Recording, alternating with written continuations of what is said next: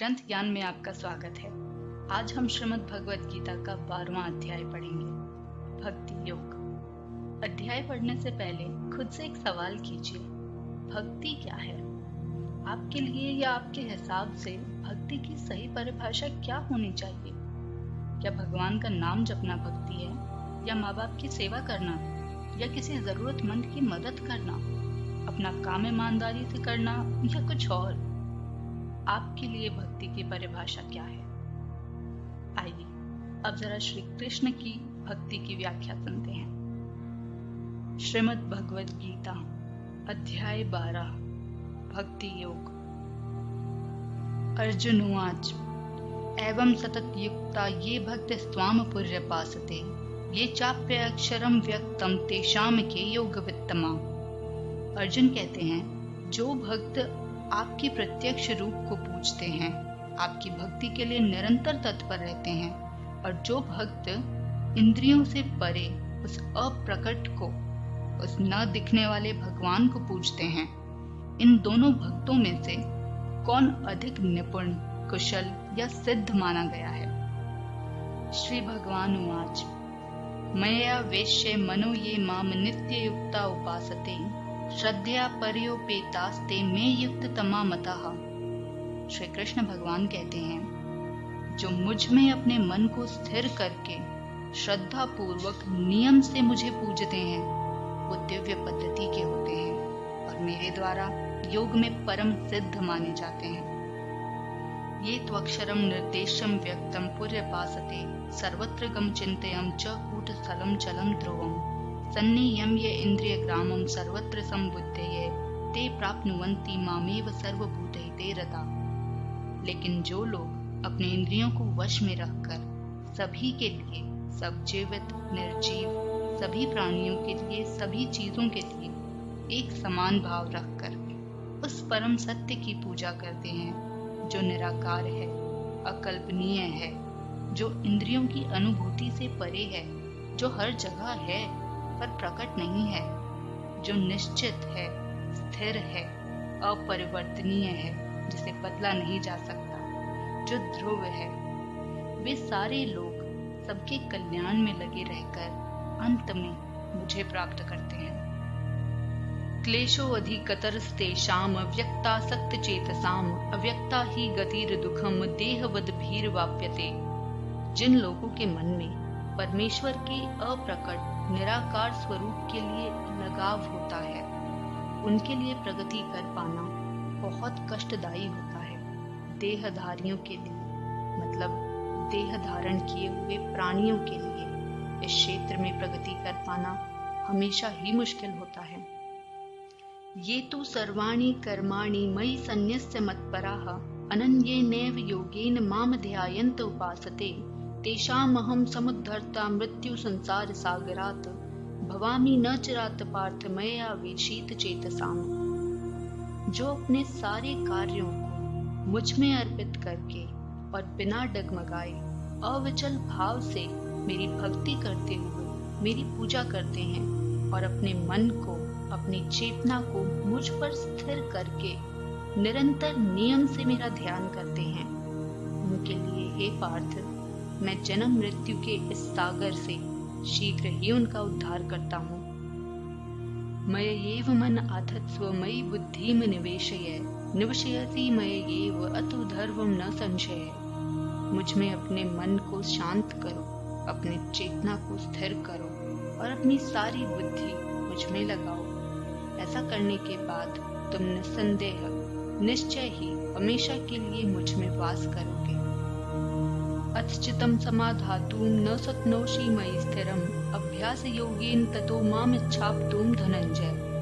हे धनंजय, यदि तुम अपने मन को बिना डगमगाए अविचल भाव से मुझ पर स्थिर नहीं कर सकते, तो तुम योग के अभ्यास का पालन करो, तुम विधि विधानों का पालन करो। इस प्रकार तुम मुझे प्राप्त करने की इच्छा उत्पन्न करो। अभ्यासे अप्यसमर्थो असि मत कर्म परमो भव मदर्थमपि कर्माणि कुर्वन् सिद्धिम वापस्यसि। यदि तुम योग के अभ्यास या विधि विधानों का भी पालन नहीं कर सकते, तो मेरे लिए कर्म करने का प्रयत्न करो क्योंकि मेरे लिए कर्म करते हुए तुम सिद्धि को प्राप्त करोगे। अथीत दप्य शक्तो वसी कर्तुम मद्योगमाश्रितः सर्व कर्म फल त्यागम ततः कुरु यतात्मवान। लेकिन यदि तुम योग पर निर्भर होने में या मेरे प्रति कर्म करने में भी असमर्थ हो, तो तुम अपने सारे कर्मों के सारे फलों को त्याग कर कर्म करने का प्रयत्न करो और साथ ही आत्मस्थित खुद में ही स्थित होने का प्रयास करो। श्रेयो हि ज्ञानमभ्यासाज् ज्ञानाद् ध्यानं विशिष्यते ध्यानात् कर्मफल त्यागस्त्यागा क्षान्तिरनन्तरम्। यदि तुम यह अभ्यास नहीं कर सकते तो तुम ज्ञान अर्जित करने में लग जाओ, लेकिन ज्ञान से श्रेष्ठ ध्यान है और ध्यान से भी श्रेष्ठ कर्म के फलों का परित्याग करना है, क्योंकि इस त्याग करने के पश्चात मन को शांति की प्राप्ति होती है।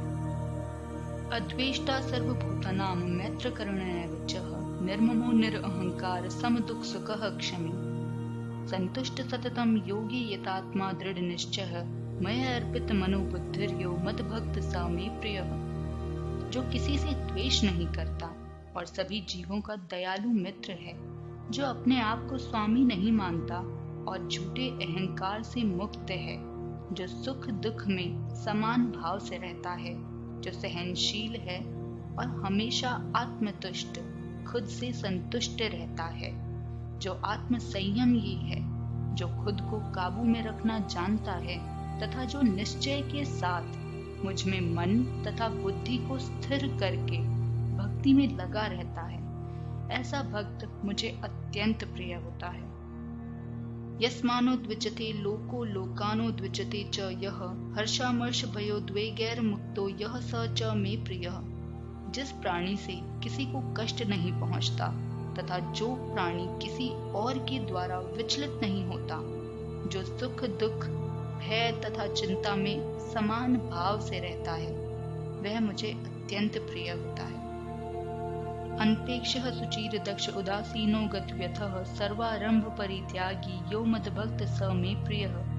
मेरा ऐसा भक्त जिसे किसी चीज की इच्छा नहीं है, जो शुद्ध तथा दक्ष है, जो हर प्रकार की चिंता और सारे कष्टों से मुक्त है, जिसने सभी प्रयत्नों का सभी कोशिशों का परित्याग कर दिया है, वो मुझे अत्यंत प्रिय है। यो न हर्ष्यति न द्वेष्टि न शोचति न काङ्क्षति शुभाशुभ परित्यागी भक्ति मान्य स मे प्रियः।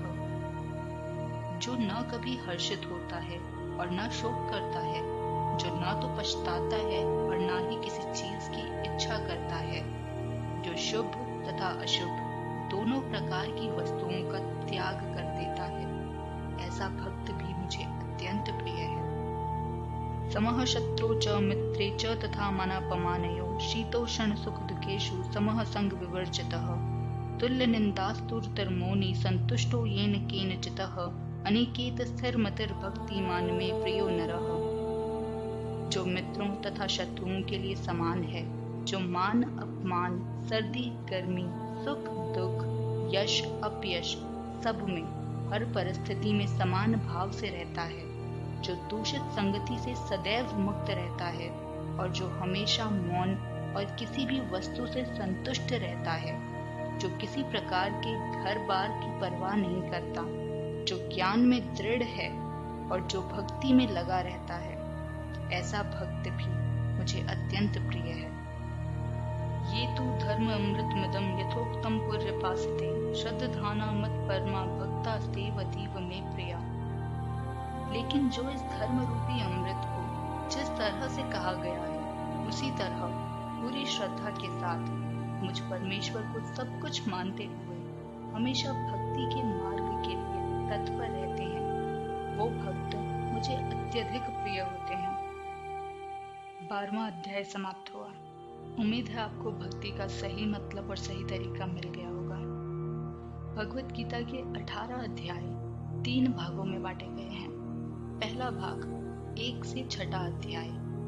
इस भाग में कर्मों से जुड़ी सारी बातें बताई गई हैं और इसीलिए इसे कर्म भाग कहा जाता है। दूसरा भाग है 7वें से 12वां अध्याय। इस भाग को भक्ति भाग कहते हैं क्योंकि इस भाग में भक्ति से जुड़ी सारी शंकाओं की विस्तार में व्याख्या की गई है।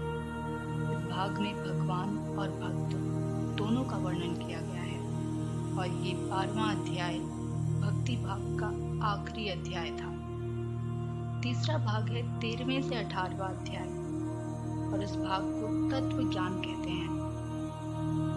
चलिए अब आपसे तीसरे भाग तत्व ज्ञान और 13वें अध्याय क्षेत्रीय विभाग योग में मिलते हैं। ख्याल रखिए अपना और अनुमति दीजिए मुझसे कभी कोई गलती हो गई हो तो क्षमा कर दीजिएगा। अच्छा देखिए, अच्छा बोलिए,